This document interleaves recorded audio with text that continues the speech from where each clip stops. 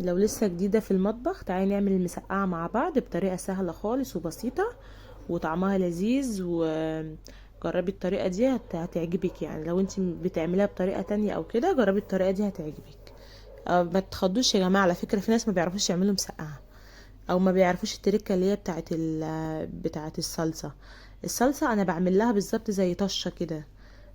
طشة بعملها بايه؟ بجيب التوم، بدقه او بهرسه، وبحط عليه كمون، وبحط عليه كمون وملح، وبقلبه كده في الزيت زي ما انتوا شايفين. هستناه بقى لما ياخد لون، الاول ياخد لون كده ذهبي غامق. وبعد ما ياخد اللون ده هطشه بالايه، بالخل. هو الطعم ده اللي بيدي مزازه كده مع الطماطم. بيبقى طعمه عامل زي المسقعه بتاعت بره اللي هي بتاعت المطاعم. هي دي التركية يعني، في طعم المزازة دي بيجي من الطشة دي. تمام كده. انا جربت كذا طريقة. يعني انا ساعات كنت بعملها، اعمل الصلصة واحط الخضار وكده، وكنت بعمل الطشة دي من فوق. يعني جربتها من كده وجربتها من كده، بس الصراحة دي ألذ. وهنا برضو هقلي البتنجال، وانا كنت قالية البطاطس وقالية الفلفل. براحتك، عايزة. في ناس بتعملها بالبتنجال بس على فكرة، وناس بتعملها يعني بيحطوا خضار وكده زي ما انا هحط كده دلوقتي. انا بحب احط بطاطس فيها عشان ولادي بيحبوا البطاطس، ما بياكلوش بتنجال اصلا. يعني البتنجال ده لينا احنا بس. فانا بحب اشكل يعني، واحب احط خضار كتير، لان الخضار بيبقى يعني كترته فيها فايدة، وبعدين بيبقى لذيذ يعني مع الاكل. بس فحطي اللايك لو لسه معايا لغايه دلوقتي على الخط، حطي لايك. ويلا بينا نطش الايه، الطشه اللي بس خلي بالكم بقى، وانتوا بتحطوا الخل على الثوم كده، بيعمل شايفين البخار ده بيحرق، يعني ممكن يجيب حروق. فانت حطي وابعدي. يعني انا بص، انا حطيت معلقه، بعد كده حطيت معلقه تانية، عملت بالظبط معلقتين كبار او 3 معالق كبار خل.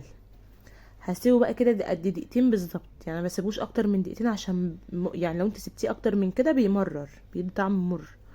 فبسيبه دقيقتين. وبعد كده انا جبت الطماطم، ضربتها في الخلاط، عملت شفشق، وهنزل بقى بيها بالايه، بالطماطم اللي انا عاملاها دي.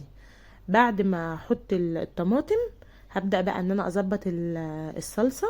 هحط لها كمون وفلفل، واحط طماطم، واحط قصدي سكر، عشان خاطر الحدوقة بتاعت الطماطم ما تعملش حموضة. وهسيبها بقى تاخد غلوتين. وهحط لها برضو بابريكا عشان لون الصلصة يبقى غامق. هسيبها تاخد غلوتين، بعد كده هنزل بيها بقى بالخضار اللي انا قليته، ايا كان بقى اللي انتوا بتحبوه حطوه. لو حد عايز يعملها باللحمة المفرومة، هتعصجي اللحمة لوحدها على جنب. وبعد ما تعملي الخطوات دي، هتنزلي باللحمة الاول، تسيبيها دقيقتين، وبعد كده تحطي الخضار كله بتاعك، وتسيبيه برضو دقيقتين، وتدفع على النار. كده كده اللحمه مستويه والخضار مستوي. بس انا بقى بحب برضو احط، يعني بحط اضافه من عندي انا. بقطع ربطه كزبره، وبحطها يعني بعد ما الدنيا تستوي معايا، بحط ربطه كزبره في الصلصه. برضو دي اضافه من عندي، مش حابه براحتك. احنا برضو ايه يعني، الحاجه اللي انت حباها هي اللي تعمليها. يعني مفيش حاجه مفروضه عليكي، ده بيتك وانت بتعملي فيه الحاجه اللي انت بتحبيها انت وولادك.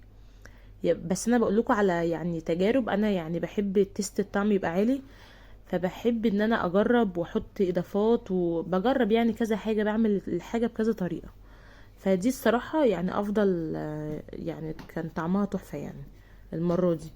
الكزبره دي برضو فيها فوائد مع الطبيخ، فانت كده بتزيدي على فكره. الخضار بتزيدي فوائده للاطفال. يعني انت الاطفال هياكلوا معاكي، المفروض تزودي خضروات وحاجات علشان الطفل يستفاد بالاكل. يعني ده كده كله مقلي. ويعني انا بحط الكزبره دي بتزود عناصر غذائيه. تمام كده. انا كده بقى كان عندي اكل من امبارح. كان عندي طبق ورق عنب وطبق محشي، سخنتهم وحطهم جنب الاكل. لو وصلت لغايه هنا، حطي لي لايك واشتركي في القناه، وشيري الفيديو لاصحابك لو انت استفدتي. وحطي لي كده تعليق حلو كده، وصلوا على النبي يا جماعه. عايزاكم تصلوا على النبي وتذكروا ربنا. في التعليقات اكتبوا صلوا على النبي، لا اله الا الله، الله اكبر. وان شاء الله كده هنزل فيديو جديد كده حلو ان شاء الله. انتظروا.